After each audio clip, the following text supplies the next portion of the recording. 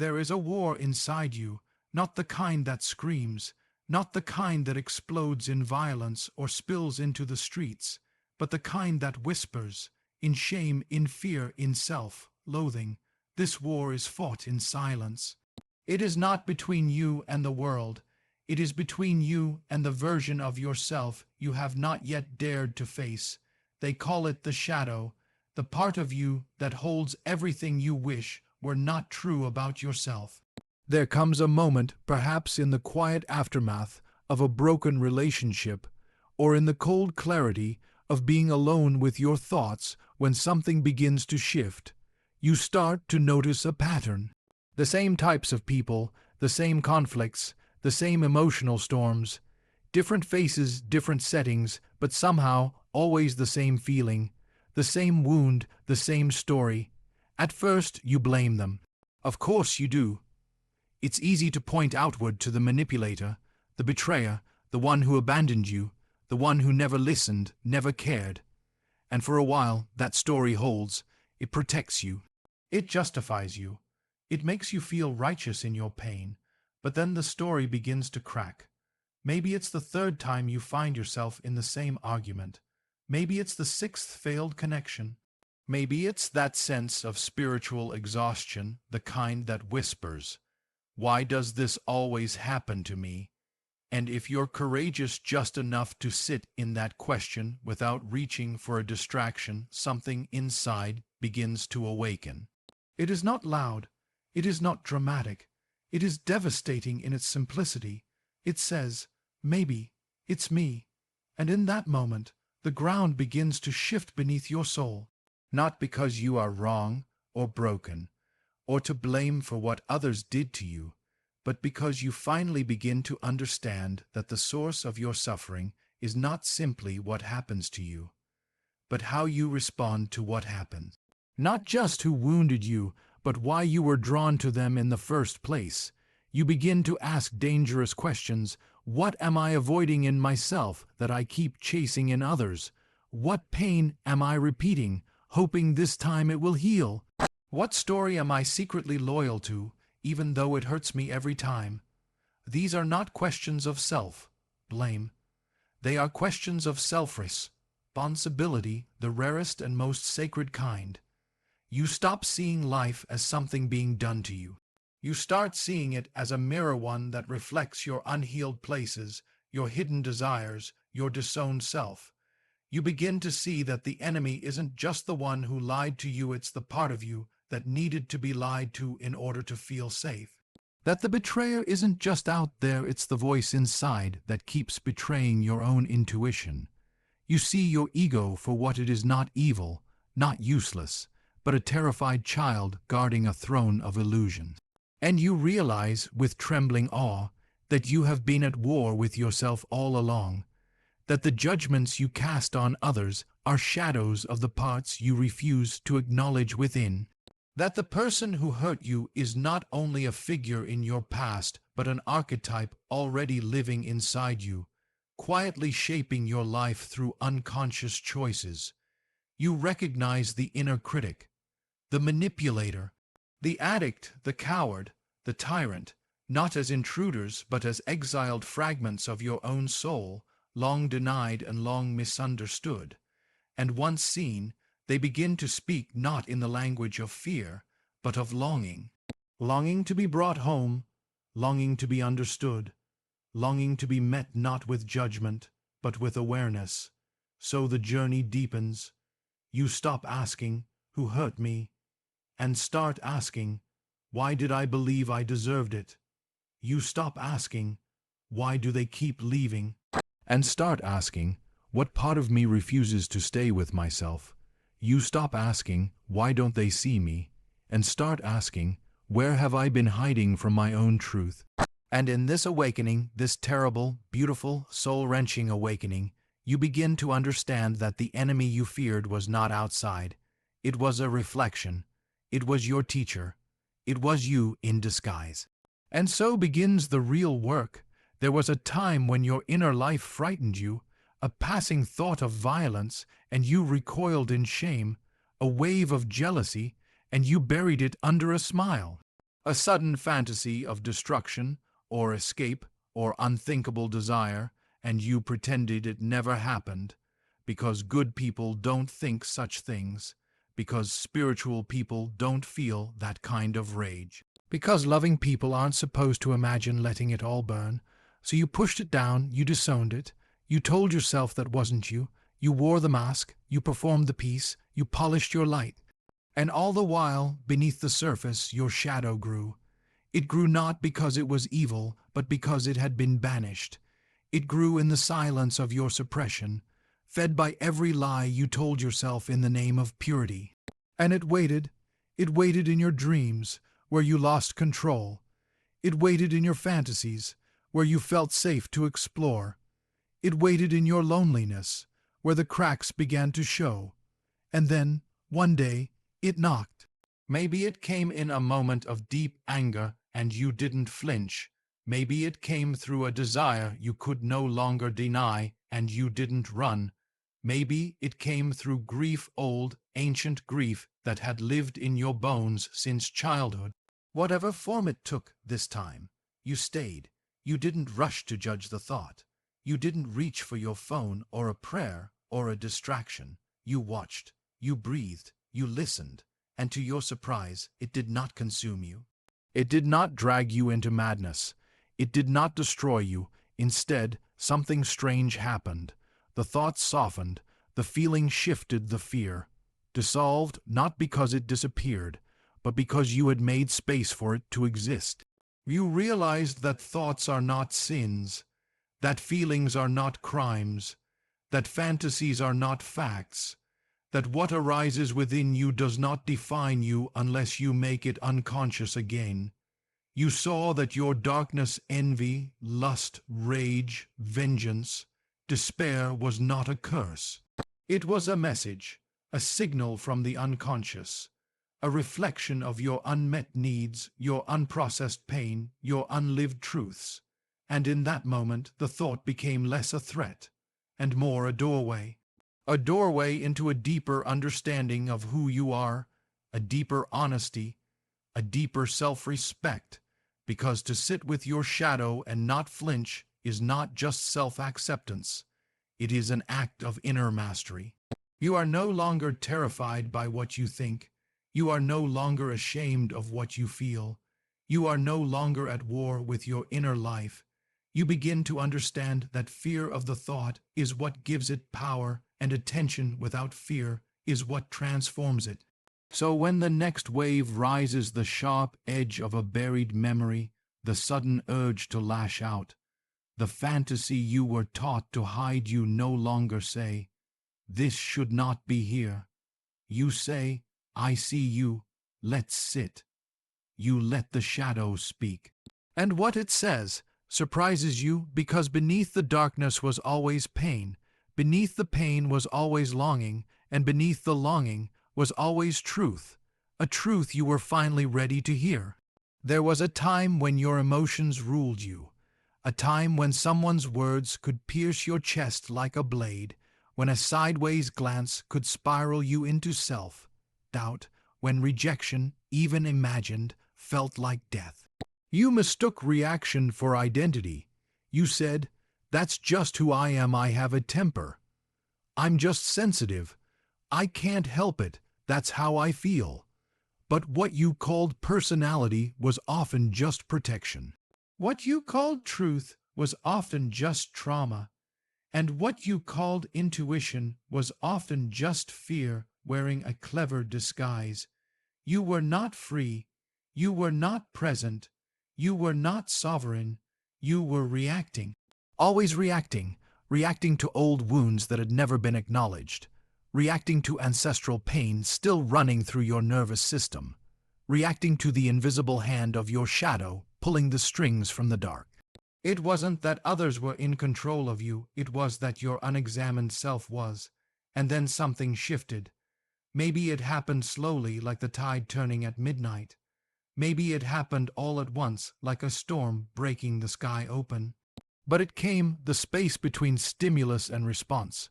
You started to notice the heat rising in your chest when someone questioned you, the knot in your stomach when your opinion was dismissed, the tightening of your jaw when someone failed to see you.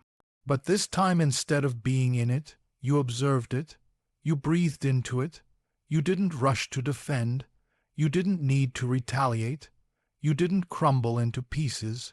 You realized that feeling something didn't mean you had to act on it.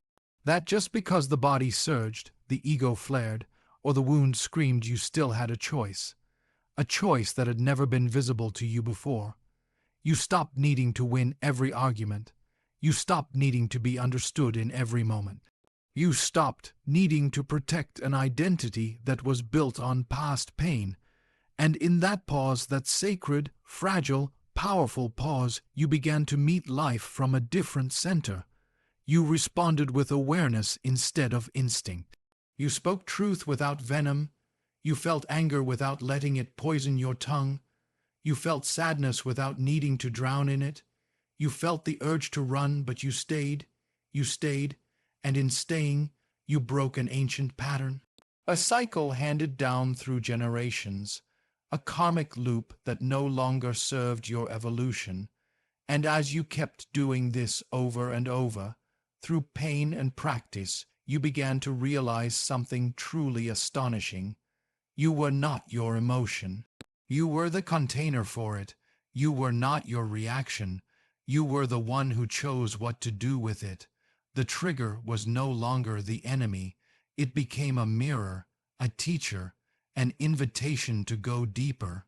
Each time you paused, you reclaimed yourself. Each time you responded with presence, you rewrote the story. Each time you resisted the pull of the unconscious, the need to lash out, to withdraw, to perform, you declared to life, I am no longer a slave to what hurt me. You began to feel something new, not the thrill of domination, not the numbness of suppression, but the peace of integrity, the quiet, steady power of knowing you are no longer at the mercy of your past because you have chosen, consciously, to become something new in the present. And slowly, subtly, but irrevocably, there comes a time in your inner journey when the pursuit of being good becomes unbearable. You've tried, you've strived, you've performed not for applause, but for approval, for the quiet hope that if you are kind enough, spiritual enough, selfless enough, then maybe the darkness inside you will dissolve. But it doesn't. You still feel envy when others succeed. You still feel desire in moments you wish you didn't. You still judge, still resent, still want, still rage, and this is where many people stop. They turn back. They double down on the performance or collapse into shame, thinking, something is wrong with me. I'm not who I thought I was. But you do something far more dangerous. You stop trying to be good, and you start trying to be whole. Because somewhere deep in your bones you begin to understand. You were never meant to be one thing. You are a paradox in motion, light and dark, order and chaos, tender and fierce, saint and sinner. You begin to see that your compassion is only as deep as your rage, that your clarity is only as pure as your willingness to face confusion, that your wisdom is only real if it has been earned through pain. You stop asking, am I on the right path? And you start asking, what part of me have I exiled in order to feel safe? Because now you know wholeness is not perfection, it is integration. You reclaim the parts you left behind, the child who was too loud, the teenager who was too wild, the adult who still wants to be held. You stop dividing yourself into categories of acceptable and unacceptable. You stop labeling your feelings as holy or unholy. You stop chasing the light while pretending the dark doesn't exist. You let the lion lie down with the lamb, not in a sanitized, symbolic peace, but in the gritty, trembling truth of your own soul. You realize that your shadow was never your enemy. It was your twin, your mirror, the part of you carrying what your conscious self could not yet hold. You embrace contradiction without needing to resolve it. You let love and anger sit at the same table. You let grief and gratitude hold hands. You let joy rise in the middle of sorrow. You no longer need the world to make sense in binary terms. You no longer need yourself to fit in a single frame. You are too vast for that, too ancient, too deep. You see that real strength is softness protected by fire, that real humility is confidence without armor, that real power is knowing you can destroy but choosing to heal. And in the quiet of your own becoming, you meet the parts of yourself you were once taught to hide. And instead of pushing them away, you offer them a seat. You listen, you allow. You make room for every voice inside you to speak, not so they can rule you, but so they no longer need to scream to be heard. You are no longer striving to be one version of yourself. You are becoming many, and each one belongs. And as you hold the fullness of your paradox without judgment, without fear, there was a time when your worth was tethered to the eyes of others. Their praise lifted you. Their silence crushed you. Their opinions could rewrite your entire sense of self. You tailored your truth to fit their expectations. You hid your depth to make others comfortable. You smiled when you were hurting, stayed when you wanted to leave, apologized for things you never did, all to be liked, to be safe, to be chosen. You thought love was something you had to earn. You thought belonging was only for those who played by invisible rules. You thought identity was something handed to you by the tribe, not something forged in solitude. And so, piece by piece, you gave yourself away. You made yourself smaller in rooms that could not hold your bigness. You muted your voice in circles where silence was rewarded. You became the person they needed you to be, not the one your soul came here to become. You became a mirror, reflecting what others wanted to see, until one day you looked at your own reflection and saw nothing, and then something inside you broke, not out of weakness, but from the unbearable weight of a life not lived in your own name. The moment came quietly, but its truth was volcanic. I cannot keep trading my authenticity for acceptance. And from that moment, the unraveling began.